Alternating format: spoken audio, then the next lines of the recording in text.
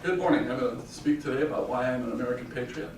I'm going to start with a quote from Ronald Reagan, who was the 40th President of the United States, where he stated, "Freedom is never more than a generation away from distinction.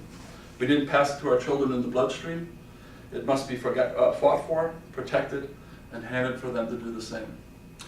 My personal experience with the military was at the age of 17. 3 months after my 17th birthday, I found myself in Fort Sill, Oklahoma. Cold, windy, shaved head amongst a bunch of strangers. My experience in the military was beneficial in many ways. I actually had to grow up, learn how to get up in the morning, discipline, physical fitness, and then just the development of a desire to serve our country, understanding the importance and the significance of that. I'm going to read to you the Military Code of Justice, Article 1 and 2. They're significant for every soldier who enters our armed services, and they kind of set the tone and the base for the service as you go forward. Article 1 states, "I am an American, fighting in the forces which guard my country and our way of life. I am prepared to give my life in their defense. I will never surrender of my own free will. If in command, I will never surrender the members of my command while there still means to resist."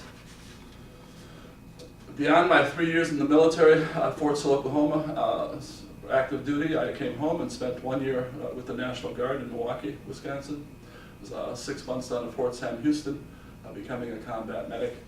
It kind of just added to my overall view of not being too militaristic, but if I found myself in a situation where there was combat, I would prefer to be one who's healing and ministering to those who might be wounded. So that was really a change for me, because when you're 17 and 18, you're kind of militant and think you want to go fight war. But war is never a good thing. It should always be the last resort, but it is at times necessary. Some of the influences that have helped me over the years, I have an older brother who's retired Special Forces. He has spent time in the theater of South America, Central America, and also in the Middle East. He's now retired. His son is a pararescue, Air Force pararescue men. The detail there is that their training is equivalent to any Special Forces operations unit, such as Navy SEALs, Marine Force Recon, Army Special Forces, better known as the Green Berets. And they're basically EMTs on the combat field, and they can inject themselves into any special ops unit and maintain themselves. So they've been really significant in my life. The flag over here was flown with Jeffrey on a Hadel jump, which is high altitude load opening. He tucked this into his rucksack and then gave us, my wife and I, a presentation related to that 13,000 feet into northern Afghanistan. Jeff spent some time in Iraq. He was in the Iraqi invasion and also in Afghanistan numerous times with the units as they fly in and out. Another influence in my life as far as keeping my patriotism alive was a neighbor, community influence. Gerald Harrison, he spent 18 months in Iraq. This flag here, he flew over Camp Navistar, which was the command base in Kuwait, near southern Iraq. And then they basically manned the convoys going into Iraq with the materials and supplies needed for the soldiers fighting that war.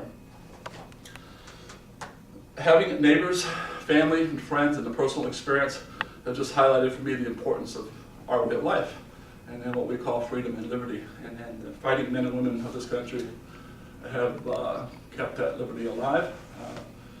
I want to conclude with the flag here. It's the POW MIA flag. If you're not familiar with that, it's a prisoners of war missing in action.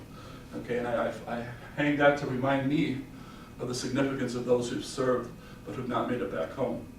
And just to give you a quick example, in World War II, there are still 74,000 dead who have not made it back home. They were missing in action.